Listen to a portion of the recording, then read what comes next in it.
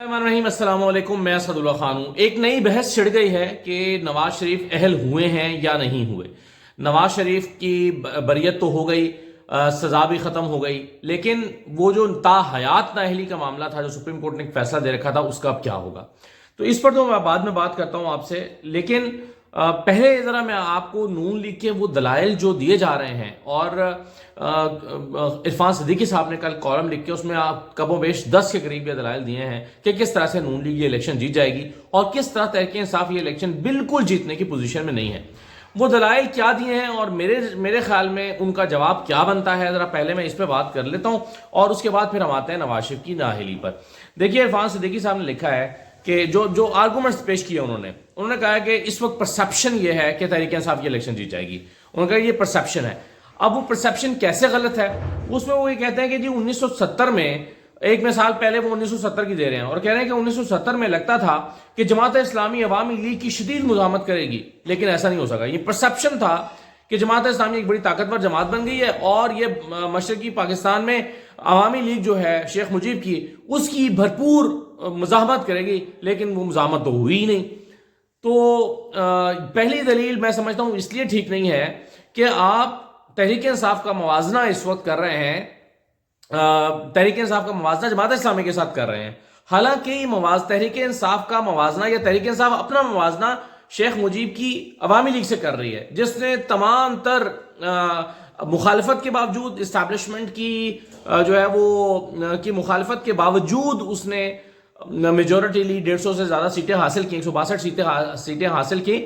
تو تحریک انصاف اپنا موازنہ اس وقت جماعت اسلامی سے نہیں، تحریک انصاف کا موازنہ شیخ مجیب کی عوامی لیگ کے ساتھ بنتا ہے۔ تو پہلا موازنہ تو یہی غلط کیا عرفان صدیقی صاحب نے، اور کہہ رہے ہیں کہ جیسے اس وقت جماعت اسلامی مزاحمت نہیں کر سکی تھی، اسی طرح سے اس وقت جو ہے وہ تحریک انصاف بھی مزاحمت نہیں کر سکے گی۔ تو میرے خیال میں یہ موازنہ ہی ٹھیک نہیں ہے۔ یہ موازنہ جو ہے وہ تحریک انصاف کا، جو صورتحال اس وقت تحریک انصاف کے ساتھ ہے، یہ موازنہ جو ہے وہ بنتا ہے عوامی لیگ کے ساتھ۔ فرق صرف یہ ہے کہ عوامی لیگ جو ہے اس کا شاید ایجنڈا تھا یا ایجنڈا نہیں تھا، یہ ایک ڈیبیٹ ہے۔ کچھ لوگ کہتے ہیں کہ شیخ مجیب کا پہلے سے ایجنڈا تھا کہ اس نے علیحدہ اپنا ملک بنانا ہے، کچھ لوگوں کا خیال ہے کہ نہیں، جب اس کو حکومت نہیں دی گئی اس کے بعد اس نے اپنا علیحدہ ملک بنانے کا مطالبہ کیا، ورنہ وہ ایسا نہ کرتا کہ اس کو حکومت بنانے دی جاتی۔ یعنی بھٹو سے 2 گنا سیٹیں اس نے زیادہ لی، پھر بھی اس کو حکومت نہیں بنانے دی گئی، تو اس نے کہا کہ ٹھیک ہے پھر میرا ملک علیحدہ کر دو۔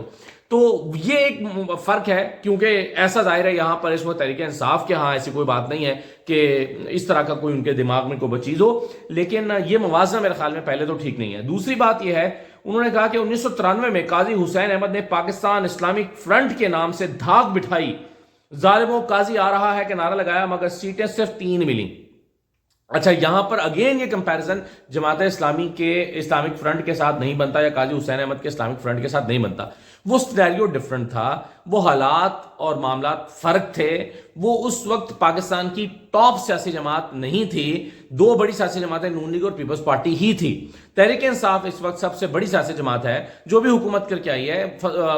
ظالموں قاضی آرا والے قاضی حسین احمد نے کبھی حکومت نہیں کی تھی اور کبھی وہ وزیر اعظم نہیں رہے تھے، اس لیے اس کا موازنہ اس کے ساتھ بھی نہیں بنتا۔ تو یہ کہنا کہ 1993 میں قاضی حسین احمد کی بڑی لہر چل رہی تھی لیکن سیٹیں اس کو صرف 3 ملی تھیں، تو یہ جو وہ لہر اور تحریک انصاف کی لہر، اس میں بڑا فرق ہے۔ یہ اگر آپ نے اسلامک فرنٹ کا موازنہ کرنا تو یہ مولانا فضل الرحمان کے ساتھ کیجئے۔ آپ کہیے کہ مولانا فضل الرحمان بہت بڑے بڑے جلسے تو کر لیتے ہیں لیکن سیٹیں ان کو صرف 3 ملتی ہیں۔ تو یہ اسلامی جو سیاسی جماعت ہے اس کا موازنہ اسلامی سیاسی جماعت کے ساتھ بنے گا، کیونکہ یہ لوگ ہمیشہ اپنا ووٹ بینک ان کا اتنا نہیں ہے مذہبی سیاسی جماعتوں کا، ان کا جو ہے وہ جو مدارس اور باقی جو سٹرینتھ ہے وہ الگ ہے۔ آپ دیکھیں نا کتنے بڑے بڑے اجتماعات تو کر لیتے تھے ڈاکٹر طاہر القادری بھی، لیکن ڈاکٹر طاہر القادری صاحب کی سیٹیں کتنی نکلتی ہیں اور الیکشن وہ کتنا جیتتے ہیں۔ تو یہ موازنہ اگین میرا خیال ہے کہ خود فریبی کے مترادف ہے، اپنے آپ کو دھوکہ دینے کے برابر ہے۔ پھر انہوں نے کہا کہ 2013 میں کہا گیا کہ تحریک انصاف کا سونامی سب کچھ بحال لے جائے گا، لیکن پی ٹی آئی صرف چند سیٹیں جیت پائیں۔ اچھا، اب 2013 اور آج کے وقت میں بہت فرق ہے۔ 2013 میں صورتحال مختلف تھی، ایک نئی ابھرتی ہوئی سیاسی جماعت تھی، اگرچہ اس کو بنے ہوئے کافی عرصہ ہو گیا تھا لیکن پہلی مرتبہ اس نے ایک مومنٹم بنایا تھا 2013 میں۔ لیکن اس وقت کی جماعت تحریک انصاف اور 2013 کی تحریک انصاف میں بھی بہت فرق ہے۔ 2022 میں وہ کہتے ہیں کہ نون لیگ اسی لیے ہاری کہ 2022 کا جو الیکشن ابھی جو ہارا تھا، یہ بھی ایک دلیل کے طور پر وہ لے کر آئے ہیں عرفان صدیقی صاحب. وہ کہتے ہیں کہ 2022 میں جو 20 سیٹوں پر الیکشن ہوا تھا، ضمنی الیکشن، وہ نون لیگ اس لیے ہار گئی تھی کہ لوٹوں کو ٹکٹ دیا گیا تھا. میں ان کے اس دلیل سے اتفاق نہیں کرتا. اس کی وجہ یہ ہے کہ اس کا یہ فیکٹر ہو سکتا ہے، ایک فیکٹر کے طور پر ہوگا، لیکن پھر میں کہوں گا کہ یہ ڈیسائسو فیکٹر نہیں تھا. کیونکہ اگر یہ بات ہوتی تو تحریک انصاف 25-30 ہزار ووٹوں کے فرق سے نہ جیتتی. آپ نے دیکھا کہ جھنگ کی دونوں سیٹیں تحریک انصاف جو ہے کتنے بڑے مارجن سے جیتی. اور اسی طرح سے لیا کی سیٹ، ڈیرہ غازی خان کی سیٹ آپ 25-30 ہزار ووٹوں کے فرق سے جیت رہے ہیں. وہ سیٹ جو آپ جیت ہی نہیں سکتے تھے، یعنی شاہ محمود قریشی صاحب کا صاحبزادہ وہ جیتنے کی پوزیشن میں تھا، وہ 10,000 ووٹوں کے فرق سے 8-10 ہزار ووٹوں کے فرق سے جیت جاتا ہے. تو یہ جو کہنا ہے کہ جی لوٹوں کو جو ہے وہ نون لیگ کے لوگوں نے لوٹوں کو ووٹ نہیں دیا، ایسا نہیں ہے، بلکہ لوگوں نے اس سیاسی صورتحال کی وجہ سے ایک لہر چلائی اور 30 ہزار ووٹوں کی لیڈ سے جتوایا پاکستان تحریک انصاف کو. تو میرا خیال ہے کہ یہ صرف اپنے دل کو سمجھانے کے لیے تو دلیل ہو سکتی ہے کافی کہ جی ہم نے لوٹوں کو کھڑا کیا تھا اس لیے نہیں ملا. آج آپ کھڑا کر کے دیکھ لیں، الیکشن کرائیں، پتہ چل جائے گا. پھر وہ کہتے ہیں کہ جی ایک اور مفروضہ ہے کہ نوجوان ووٹر پہلی دفعہ ووٹ ڈالیں گے، اس کی وجہ سے تحریک انصاف کو بڑا فائدہ ہوگا. تو انہوں نے کہا کہ جی ایسی بات نہیں ہے، ہمیشہ ہی جو نئے ووٹرز ہیں وہ ہوتے ہیں. 2018 میں نئے ووٹرز کی نیا ووٹر جو ہے وہ 18.7% تھا جو رجسٹر ہوا تھا، اور اس مرتبہ 16.5% رجسٹر ہوا ہے. تو اس دفعہ تو 2018 سے بھی کم نیا ووٹر رجسٹر ہوا ہے.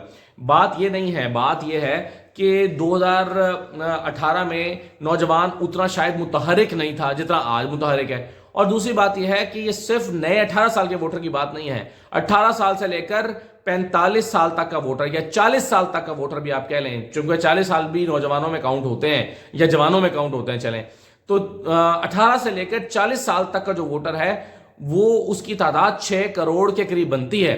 اور اس میں سے زیادہ تر لوگ جو ہیں وہ تحریک انصاف کے ساتھ کھڑے ہیں، اور یہ سرویز کی بنیاد پر میں کہہ رہا ہوں جو مختلف سرویز ہو رہے ہیں.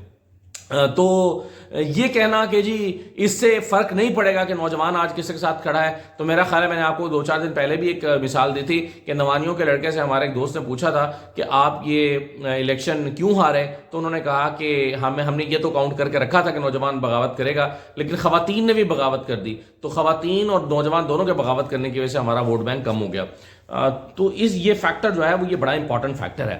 پھر عرفان صدیقی صاحب نے کہا کہ 18 سے 24 سال کے نوجوان بہت زیادہ جوش و جذبے سے ووٹ نہیں ڈالتے. روایتی طور پر اعداد و شمار بتاتے ہیں کہ 18 سے 24 سال کے نوجوان زیادہ جوش و جذبے سے ووٹ نہیں ڈالتے. لیکن اس دفعہ تحریک انصاف کا نعرہ ہی یہ رہے گا کہ نوجوان گھروں سے باہر نکلیں اور ووٹ ڈالیں. تو میرا خیال ہے کیونکہ یہ الیکشن اپنی تاریخ کا بالکل مختلف الیکشن ہو رہا ہے، اس لیے اس کو ماضی کے ان اعداد و شمار سے کمپیئر نہیں کیا جا سکتا. پھر وہ کہتے ہیں 2018 میں صرف 37% نوجوانوں نے ووٹ ڈالے تھے. تو تحریک انصاف یعنی کہ ان کے کہنے کا مطلب یہ کہ تحریک انصاف نوجوانوں سے بہت زیادہ ایکسپیکٹ نہ کرے. پھر انہوں نے کہا کہ ان میں سے 35% نے، یعنی یہ جو 37% نوجوان باہر نکلے تھے ان میں سے بھی 35% نے پی ٹی آئی کو ووٹ ڈالے اور 65% نوجوانوں نے باقی پارٹیز کو ووٹ ڈالے. پھر وہ کہتے ہیں کہ مسلم لیگ نون کو بھی 21% نوجوانوں نے ووٹ ڈالے تھے 2018 میں. تو مگر 2018 میں صورتحال اس لیے تھوڑی سی مختلف تھی کہ 2013 سے 18 تک جو شہباز شریف صاحب وزیر اعلیٰ رہے تھے، تو میں سمجھتا ہوں کہ اس وقت بہرحال شہباز شریف کی ایک مقبولیت تھی کہ انہوں نے بہت کام کرائے ہیں، لاہور کو بنا دیا ہے، پنجاب میں کام کرائے ہیں. تو شہباز شریف جو ہیں ان کو اس وقت نوجوانوں کی ایک سپورٹ کی یا پبلک کی ایک سپورٹ کسی حد تک پھر بھی موجود تھی. آج کے حالات بالکل مختلف ہیں کیونکہ آج شہباز شریف صاحب بطور وزیر اعظم فلاپ ہو چکے ہیں اور ایکسپوز ہو چکے ہیں. پھر انہوں نے کہا کہ 2018 میں پی ٹی آئی الیکٹیبلز کی وجہ سے جیتی. ایک اور دلیل بلائے ہیں، دلیل یہ دے رہے ہیں کہ 2018 میں پی ٹی آئی الیکٹیبلز کی وجہ سے جیتی تھی اور اب اس کے پاس یہ الیکٹیبلز ہیں ہی نہیں. یعنی پی ٹی آئی کا اپنا تو کوئی کردار نہیں رہا 2018 میں. جو الیکٹیبلز ان کے پاس اکٹھے ہوئے تھے وہ اب ہیں نہیں، وہ روپوش ہو چکے ہیں. تو اس لیے اس مرتبہ تحریک انصاف کے جیتنے کا کوئی امکان نہیں ہے. پھر وہ کہتے ہیں کہ پارٹی نیچے سے اوپر تک تہو بالا ہو چکی ہے اور پارٹی کا کوئی سٹرکچر ہی موجود نہیں رہا. اس کے علاوہ ایک دلیل انہوں نے اور دی ہے، وہ کہہ رہے ہیں کہ جی پولنگ ڈے پر پولنگ ایجنٹوں، سہولتی کیمپوں، گھر گھر رابطوں، ووٹرز کو لانے کے لیے ٹرانسپورٹ، ہزاروں مستعد کارکن اور منصوبہ بندی کی ضرورت ہوتی ہے. یہ سب کچھ ایک فعال اور منظم جماعت ہی کر سکتی ہے. پی ٹی آئی میں اب یہ صلاحیت موجود نہیں ہے. پی ٹی آئی جو ہے وہ ایک منظم جماعت کے طور پر باقی نہیں رہی, اس لیے وہ پولنگ ڈے کو مینج نہیں کر سکتی.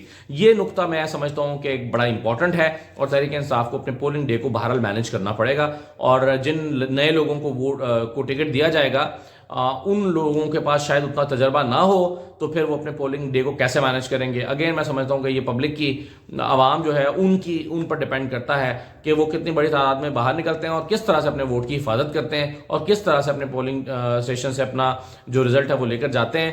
تو ہر پولنگ اسٹیشن پر پولنگ ایجنٹ کا موجود ہونا یہ امیدوار کا ایک بڑا امتحان ہوگا, ورنہ گڑبڑ ہو جائے گی. تو یہ نقطہ بہرحال امپورٹنٹ ہے, اس پر تحریک انصاف کو کام کرنا بھی ہوگا. اور میرا خیال ہے عمران خان جیل میں بیٹھ کر یہی سوچتے رہتے ہیں کہ پولنگ ڈے کو کیسے مینج کرنا ہے, اور اسی پر وہ پلان کر رہے ہیں. تو یہ عرفان صدیقی صاحب کا تجزیہ ہے, اور وہ سمجھتے ہیں کہ یہ اس مرتبہ نون لیگ ہی جیتے گی, کیونکہ تحریک انصاف کے پاس کچھ اور مثالیں بھی انہوں نے دی ہیں. مثلا انہوں نے کہا ہے کہ جی جب بھی کوئی کسی جماعت کسی سربراہ پر پابندی لگتی ہے تو اس کے نتیجے میں دوسرا جو بندہ آتا ہے وہ پارٹی کو سنبھال لیتا ہے. مثلا بھٹو صاحب پر لگی تو انہوں نے کہا کہ انہوں نے اس وقت جو تھے شیخ رشید احمد, وہ دوسرے شیخ رشید تھے, ان کو ذمہ داری دے دی, پھر ان سے نہ اٹھائی گئی تو انہوں نے اپنی اہلیہ نصرت بھٹو نے ان کی پارٹی چلائی تو پارٹی قائم رہ گئی. اسی طرح سے نواز شریف صاحب کو جب پہلی مرتبہ ملک بدر کیا گیا 1999 میں, تو اس وقت جب مخدوم جاوید ہاشمی کو یہ ذمہ داری دے دی گئی. اس کے بعد دوسری مرتبہ جب ہوا تو پھر شہباز شریف صاحب کو ذمہ داری دے دی گئی. لیکن اس مرتبہ وہ سمجھتے ہیں کہ عمران خان پر جب یہ بوجھ پڑا ہے یا ضرورت پڑی ہے, تو عمران خان نے جس بندے کو چیئرمین بنایا وہ پارٹی کو اٹھا ہی نہیں سکتا, پارٹی کا وزن نہیں اٹھا سکتا, اس لیے پارٹی بچے گی نہیں. گوہر خان کی وہ بات کر رہے ہیں. تو اس طرح کے دلائل پر انہوں نے ایک تحریر لکھی ہے عرفان صدیقی صاحب نے, اور میں سمجھتا ہوں کہ ان کے دلائل کمزور ہیں, کیونکہ آج کے حالات کا موازنہ ماضی کے کسی بھی حالات کے ساتھ نہیں کیا جا سکتا.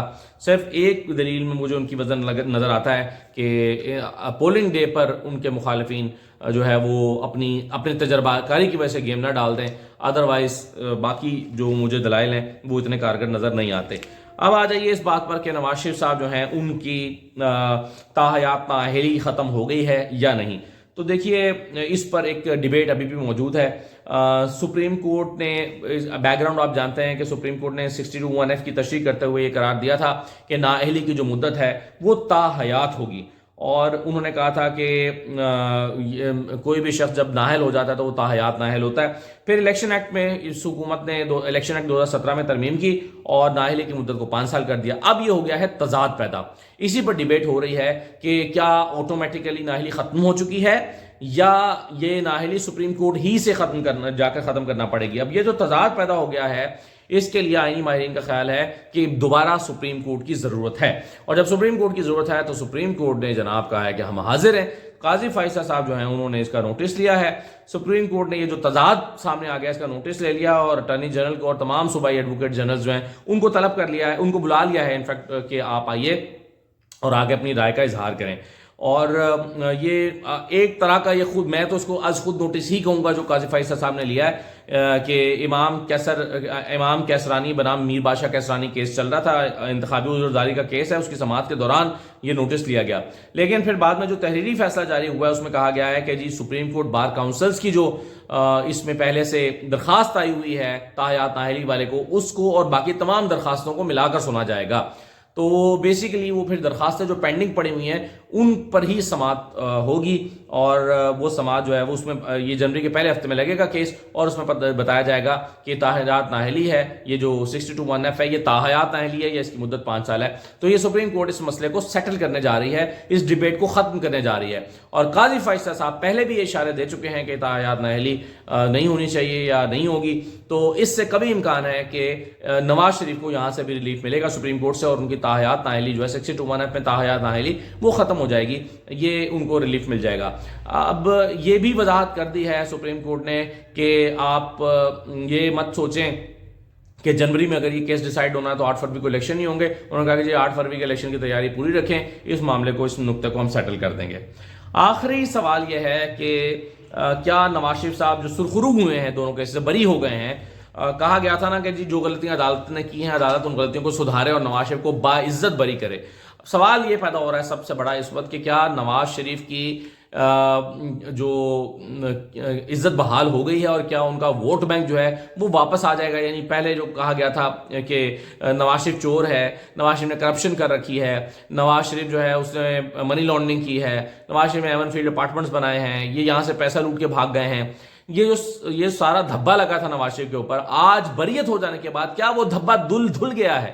کیا وہ داغ دھل گیا ہے؟ کیا آج یعنی بریت ہوتے ہی ان کے ووٹ بینک میں اچانک بہت اضافہ ہو گیا ہے؟ لوگوں کو بھی اپنی غلطی کا احساس ہو گیا ہے کہ ہاں واقعی نواز شریف تو بے گناہ تھا، خامخواہ اس بیچارے کے ساتھ ظلم کیا گیا، تو ہم وہ جو ان کیسز کی وجہ سے نواز شریف کو چور سمجھ کے یا کرپٹ سمجھ کے پیچھے ہٹ گئے تھے، تو ہم اب واپس آ رہے ہیں. کیا یہ صورت پیدا ہوگی؟ یہ ایک بہت بڑا سوال ہے. اور میرا جہاں تک تجزیہ ہے یا خیال ہے وہ یہ ہے کہ ان فیصلوں کے بعد، بریت کے بعد، نواز شریف جس انداز میں اور جس بھونڈے انداز میں یہ بریتیں ہوئی ہیں، اس سے مجھے لگتا ہے کہ نواز شریف صاحب کی سے عوام میں غصہ یا ایک سسٹم کے خلاف ایک چڑ جو ہے وہ مزید بڑھی ہے. نواز شریف کی حمایت میں یا ان کے ووٹ بینک میں اضافہ ہوتا ہوا مجھے تو نظر نہیں آ رہا، اس بریت کی وجہ سے مجھے نظر نہیں آ رہا. اجازت دیجیے، اللہ حافظ.